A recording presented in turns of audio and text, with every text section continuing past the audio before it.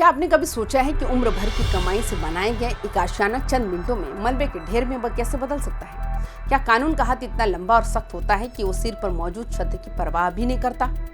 रोहतास जिले के करगहर प्रखंड का तेदुआ गांव आज चीख पुकार और धूल के गुब्बार से भर गया, जहां 21 परिवारों की दुनिया उजड़ गई। लेकिन क्या इसके पीछे सिर्फ गांव वालों की गलती थी या फिर ये उस सिस्टम की विफलता है जिसने सालों तक इन मकानों को बनते हुए देखा और चुप रहा? आज की इस विशेष रिपोर्ट में हम उस कार्रवाई का पोस्टमार्टम करेंगे जिसने पूरे जिले में हड़कंप मचा दिया। नमस्कार, आप देख रहे हैं YBN बिहार झारखंड। मैं हूं आपके साथ मुदिता त्रिपाठी। सुबह की पहली किरण के साथ ही तेदुआ गांव की शांति भंग हो गई।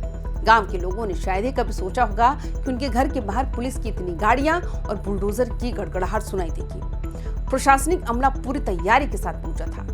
भारी पुलिस बल की तैनाती ये बता रही थी कि प्रशासन किसी भी तरह के विरोध को झेलने के मूड में नहीं है। जब सरकारी जमीन पर अतिक्रमण की बात आती है तो प्रशासन अक्सर सख्त रुख अपनाता है, लेकिन 21 मकानों को एक साथ तोड़ना कोई छोटी मोटी बात नहीं है। यहाँ सवाल ये उठता है कि जब ये मकान बन रहे थे, जब ईंट पर ईंट रखी जा रही थी, तब स्थानीय प्रशासन कहाँ था?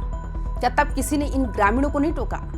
आज जब छतें गिर रही हैं तो दर्द सिर्फ उन परिवारों का नहीं बल्कि उस भरोसे का भी है जो आम आदमी सिस्टम पर करता है। यहाँ एक बड़ा सवाल ये है कि ये अतिक्रमण रातों रात तो नहीं हुआ होगा। एनालिसिस ये कहता है कि जब एक एक कर यहाँ 21 मकान खड़े हो रहे थे, तब स्थानीय राजस्व विभाग और प्रखंड प्रशासन की नींद क्यों नहीं खुली? क्या ये माना जाए कि निचले स्तर के अधिकारियों की मिलीभगत या लापरवाही नहीं आज इन 21 परिवारों को इस मोड़ पर खड़ा कर दिया?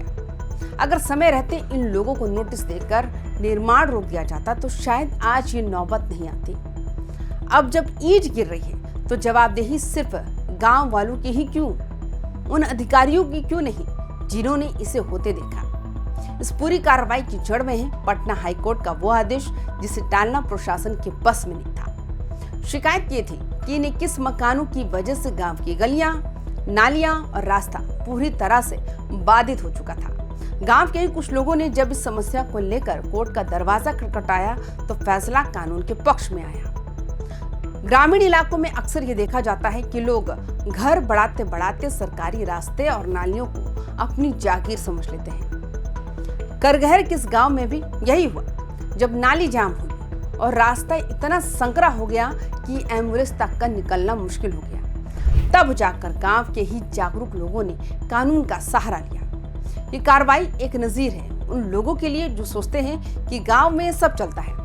कानून की नजर में जनहित हमेशा व्यक्तिगत हित से ऊपर होता है और आज तेदुआ गांव इसी कड़वे सच का गवाह बना। सार्वजनिक रास्तों और नालियों का जाम होना पूरे गांव के लिए मुसीबत बन जाता है। जल जमाव और आवाजाही में होने वाली परेशानी ने इस मामले को कानूनी मोड़ दिया।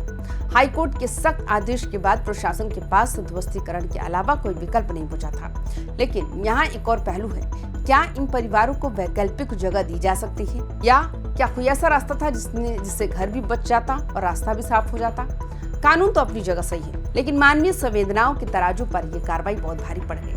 जैसे जैसे बुलडोजर का पंजा चला, सालों की मेहनत से खड़ी की गई दीवारें ताश के पत्तों की तरह ढहने लगी। घरों के अंदर से सामान निकालने की जद्दोजहद और महिलाओं की रोने की आवाजें उस भयावह मंजर की गवाह बनी। प्रशासन का रुख एकदम स्पष्ट था, सरकारी जमीन पर कोई समझौता नहीं होगा। तो मतलब इस तरह की कार्रवाई समाज में एक कड़ा संदेश तो देती है कि सरकारी संपत्ति पर कब्जा करना महंगा पड़ सकता है। लेकिन ये कार्रवाई उन लोगों के लिए भी एक सबक है जो सस्ती जमीन के चक्कर में सरकारी पैमाइश को नजरअंदाज कर देते हैं। तेदुआ गांव का ये मंजर उन तमाम इलाकों के लिए एक चेतावनी है जहां लोग गली, नाली और रास्तों को दबाकर मकान बना रहे हैं। प्रशासन ने तो अपना काम कर दिया, लेकिन उन 21 परिवारों के भविष्य पर अब एक बड़ा सवालिया निशान खड़ा हो गया। बुलडोजर अपना काम करके जा चुका है, मलबा सड़कों पर है और 21 परिवार खुले आसमान के नीचे। मुद्दा यह है कि कानून का पालन तो होना चाहिए, लेकिन एक कल्याणकारी सरकार होने के नाते क्या इन भूमिहीन परिवारों के लिए वैकल्पिक व्यवस्था नहीं होनी चाहिए थी? इनमें से कई परिवार ऐसे होंगे जिनके पास शायद यही एक सहारा था। क्या प्रशासन ने इन्हें बास गीत का पर्चा देने या किसी सरकारी योजना के तहत बसाने की कोशिश की? अगर कानून सिर्फ उजाड़ने का काम करेगा और बसाने का रास्ता नहीं दिखाएगा तो सामाजिक असंतोष का खतरा बढ़ जाता है। तो दोस्तों, रोहतास के तेंदुआ गांव की घटना सिर्फ एक अतिक्रमण हटाने की कार्रवाई नहीं थी, बल्कि कानून और इंसानियत के बीच के संघर्ष की एक दुखद कहानी है। एक तरफ सार्वजनिक सुविधा और कानून की जीत हुई, तो दूसरी तरफ 21 परिवार बेघर हो गए। क्या प्रशासन को ऐसी कार्रवाइयों से पहले विस्थापन की कोई नीति नहीं बनानी चाहिए? क्या भविष्य में हम करगहर जैसी और भी तस्वीरें देखेंगे? अपनी राय कमेंट बॉक्स में जरूर साझा करें। बिहार की हर छोटी बड़ी खबर और इन जमीनी हकीकतों के गहरे विश्लेषण के लिए देखते रहिए वाइबिन बिहार झारखंड। इस वीडियो को ज्यादा से ज्यादा शेयर करें ताकि लोगों में कानून के प्रति जागरूकता बढ़े। नमस्कार।